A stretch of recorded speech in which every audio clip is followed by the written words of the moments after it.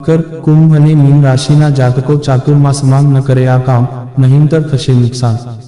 ચાતુર્માસમાં કેટલાક ગ્રહોના રાશિ પરિવર્તનને લીધે જુદી જુદી રાશિમાં પણ ફેરફાર થઈ રહ્યો છે. આ પરિવર્તનની મકર, કુંભ અને મીન રાશિના જાતકોનો ચાતુર્માસ કેવો રહેશે તે અંગે આ વિડીયોમાં જણાવીશું.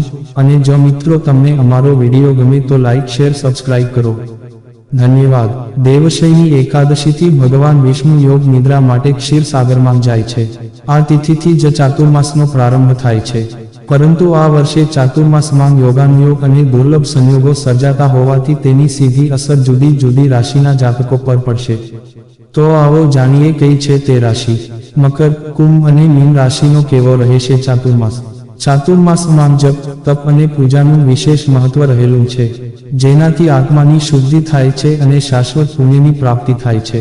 આ સમયગાળા દરમિયાન કોઈ લગ્ન, દેવી દેવતાની પ્રતિષ્ઠા કે અન્ય શુભ કાર્યો કરવામાં આવતા નથી. જો કે 17 જુલાઈથી ચાતુર્માસનો પ્રારંભ થઈ ચૂક્યો છે. આ ચાતુર્માસમાં કેટલાક ગ્રહોના રાશિ પરિવર્તનને લીધે જુદી જુદી રાશિમાં પણ ફેરફાર થઈ રહ્યો છે. જેમાં મોટા ગ્રહોની વાત કરીએ તો હાલ ગુરુ ગ્રહ વૃષભ રાશિમાં, રાહુ ગ્રહ મીન રાશિમાં, કેતુ ગ્રહ કન્યા રાશિમાં અને શનિ ગ્રહ કુંભ રાશિમાં બિરાજમાન છે. તેથી આ તમામ ગ્રહોને આધારે મકર, કુંભ અને મીન રાશિના જાતકોનું ભવિષ્ય કેવું રહેશે અને તેમના ભાગ્યની વૃદ્ધિમાં કેવા પ્રકારનો ફાયદો થઈ શકે છે તે આપણે જાણવું જોઈએ. મકર રાશિ. મકર રાશિની વાત કરીએ તો મકર રાશિના જાતકો માટે આ સમય દરમિયાન આર્થિક સ્થિતિ સારી રહેશે. ધન સંબંધી કોઈ ફાયદો થતો જણાય. આ રાશિના જાતકો નવો બિઝનેસ પણ શરૂ કરી શકે છે. પરંતુ નોકરી કરતા લોકોએ નોકરીમાં કોઈ ખાસ ફેરફાર કરવો નહીં. ખાસ કરીને નવેમ્બર સુધી નોકરીની સાથે કોઈ પણ ધંધો કરી શકે છે. ધ્યાન રહે કે નવો ધંધો શરૂ કરતાની સાથે નોકરી છોડવાની જરૂર નથી. આ સાથે ટેન્શન અને ચિંતાથી દૂર રહેવું.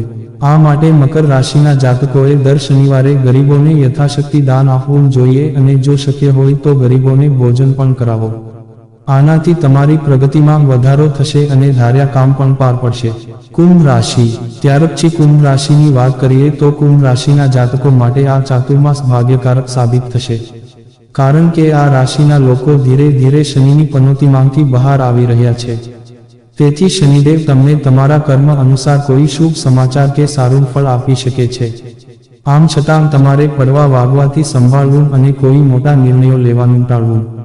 આના ઉપાય તરીકે તમારે દર શનિવારે અને દર મંગળવારે હનુમાનજીના મંદિરે જઈ ત્યાં બેસી એક હનુમાન ચાલીસાનો પાઠ કરવો અને શક્ય હોય તો દર શનિવારે એક હનુમાન ચાલીસા યોગ્ય વ્યક્તિને દાનમાં આપવી.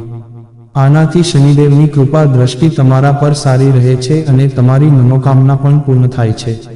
મીન રાશિ. મીન રાશિના જાતકો માટે પણ આ ચાતુર્માસ શુભ જણાઈ રહ્યો છે. તેથી આ સમય દરમિયાન તેમને સારા સમાચારની સાથે આર્થિક ફાયદો પણ થઈ શકે છે. જો તમે કોઈ લાંબી યાત્રા કરતા હોવ તો તમે યાત્રા કરતી વખતે ઘરેથી નીકળતા પહેલા દહીં અને ખાંડ મિક્સ કરી ગ્રહણ કરવું જોઈએ. આનાથી તમારી યાત્રામાં કોઈ મુશ્કેલી આવતી નથી અને યાત્રા સારી રીતે સફળ થાય છે. આ રાશિના જાતકોએ વિશેષ ફળની પ્રાપ્તિ માટે દર શુક્રવારે સાંજે પોતાના કુળદેવીનો આડી દિવેટનો દીવો કરવો. સાથે તેમને ખીરનો પ્રસાદ પણ ચડાવો. આનાથી મીન રાશિની વ્યક્તિને કોઈ મુશ્કેલી આવતી નથી અને તેમને જીવનમાં ફાયદો પણ થાય છે. જો મિત્રો તમને અમારો આ વિડીયો પસંદ આવ્યો હોય તો લાઈક, શેર, સબસ્ક્રાઇબ કરવાનું ભૂલશો નહીં. આવા નવા વિડીયો જોવા માટે અમારી YouTube channel Gujarati Hindi motivational સ્ટોરીને સબસ્ક્રાઇબ કરો. બાજુમાં રહેલ બેલ બટન ક્લિક કરો તેથી તમને અમારા નવા વિડીયોની નોટિફિકેશન મળે. ધન્યવાદ. નોંધ: આ વિડીયોમાં આપેલી કોઈ પણ માહિતીની ચોકસાઈ અથવા વિશ્વસનીયતાની ખાતરી આપવામાં આવતી નથી.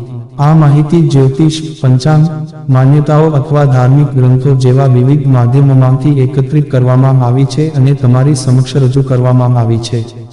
અમારો ઉદ્દેશ્ય માત્ર માહિતી પૂરી પાડવાનો છે.